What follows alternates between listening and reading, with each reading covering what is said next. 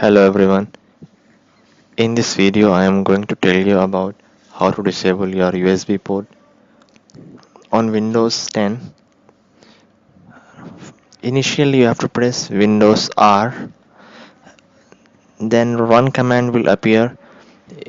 In the run command we have to press regedit, then you have to press OK, then yes. After that you have to find HKEY local machine, navigate to HKEY local machine, then you have to find systems.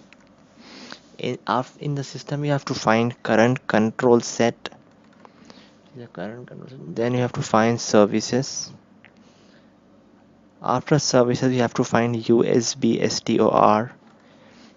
You have to find USB STOR. Yes, in USB STOR you have to double click on the start in the right work area. Double click on the start. In this value data box you have to enter number 4, digit 4, and click on OK. Then close the registry editor and refresh your desktop. Now no one can access your port until you enable it.